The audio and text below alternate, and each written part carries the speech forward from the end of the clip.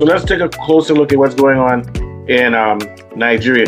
Nigerian politicians and people of power in Nigeria are taking money and they're using it and giving weapons to terrorists. And some of these people are in the army, so that means that they're treasonous. This is a very serious issue. You have people within the Nigerian army or people who are connected to the army who are treasonous, who are providing logistical support and weapons for people that will keep the country unstable. And I guess the only way that the West and France and the US gain from Nigeria being unstable is it makes it much more difficult for African nations to become more sovereign and control their resources. So still, they're looking for some ways for their companies and their multinational companies to profit off of African resources. But I don't think it's going to work for them because those Sahel regions are very well disciplined. They're moving more towards BRICS and China.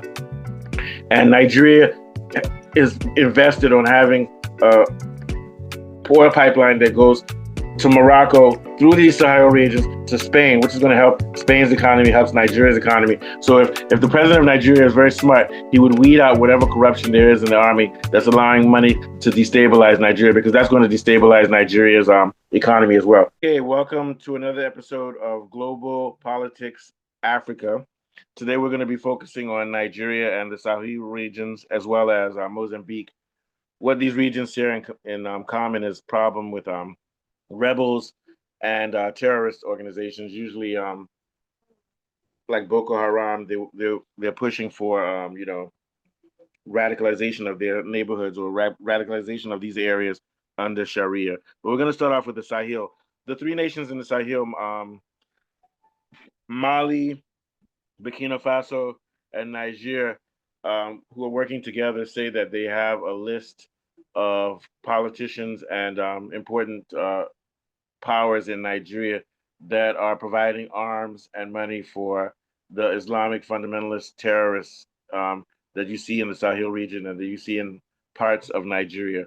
I'm not surprised by this. We've known for years that money that comes from the U.S. to Nigeria to fight terrorism, a lot of that ends up in the hands of terrorist organizations, ironically. We all know that France and U.S. and Western nations are involved in this because it's a way of keeping the area destabilized and keeping it open for enough regime changes so that these countries can continue to get uranium and other things like gold and other valuable resources like oil from West Africa. So this is part of their agenda. So we're not surprised that there are names of Nigerians on this list. And we're not surprised that Nigeria is the key figure in this whole thing, since it's the giant of Africa. And it's the best way for the West to destroy Africa is to keep Nigeria corrupted. What are your thoughts, Kunle? Yes, I mean, there is merit to this. French company Lafarge was successfully prosecuted for being found to be supplying, funding ISIS. And ISIS is obviously the evil cousin of Boko Haram.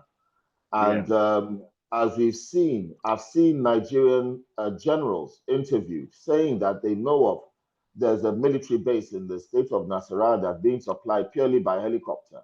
And they have sophisticated, but whenever they say they have sophisticated weapons, they're saying that they have Western European styled weapons. Although I do know that America does try to cover its tracks sometimes by providing money so they buy AK-47s instead of M16s because that's too obvious.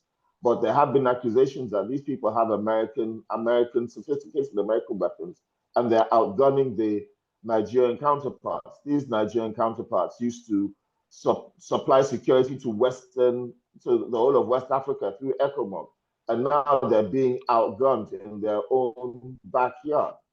And not only do these people have weapons, they have medical supplies and food. And this is something that's well funded and organized by money, no doubt, come from Western countries. Also, the logistical support these guys get. And also, yeah, former President Goodluck Jonathan has also made these accusations and suspicions that he does believe that there are many people within Nigerian government that are providing sponsorship for these people. So it is no surprise to me to learn that these three countries, who have been the main victims of these attacks and have now thrown the French military out of their country, should be in a better position to weed out those people that are doing all these things and also to follow the money and eventually pick up on who is supplying these people with these weapons? Yeah, because this is a big threat to Nigeria security and to the security of all of West Africa. This is a serious issue. Now, Nigeria is supposed to be having a pipeline that's going to be going to Morocco, then to Spain, and a lot of people are going to make a lot of money off of this, even Mali and these countries.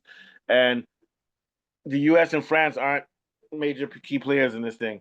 So if it's not helping them, it's helping the Spanish economy, it's helping Morocco, it's helping Nigeria, it's helping Mali and these places. And if they're not getting a piece of the pie, they would be, you know how the imperial Western imperialism is. They want to prove their hegemony, so they want to destroy anything that these countries want to do together economically, unless of course they have a piece of it. But they never just want a piece of it. They want to. They don't even want a piece of this. They just want to continue controlling all of our resources. And that oil that is going to be coming from Nigeria to Spain to help Europe is going counter America's agreement in which they want to send liquid gas to Europe all the way across the ocean, which is too expensive. So it's clear that this is a Western tactic out of frustration and revenge, and also trying to control a resource rich area. What do you think? That's good. I was saying that this place is probably the West that's disrupting all of this because there's supposed to be a pipeline from Nigeria to Morocco to Spain, which is going to help the Europeans get cheaper or fuel than getting it from the U.S. So I'm saying a lot of these actions that the U.S. is doing is to disrupt these areas and to playing towards American economic interests. What do you think? The West is disrupting it's disrupting Africa, and it doesn't seem like they have any strategic purpose anymore than just to disrupt it, because this is not going to help the West if you have Nigerian and these areas unstable, because Russia and China are still going to shore up those areas. So I don't know what's going on with the West. Now they want to go to war with Venezuela. So it seems like if they're funding all of this terrorism and disorder in Africa, it's just a Hail Mary attempt by them to hope that something can happen, that they can control the continent again. But it's not going to work. What do you? Yeah, they probably are. That's what Nigeria is. They are an agent of the West, unfortunately, and it's working against Nigeria because we have a lot of economic initiatives with China and other parts of the world Oh, and with Spain. So Nigeria, this is undermining Nigeria's well-being, because if they're an agent of the West, that means they're anti-Nigerian, because there's a lot of things that Nigeria is supposed to be getting involved with. I was mentioning it before, the pipeline, which is going to go to Spain through Morocco.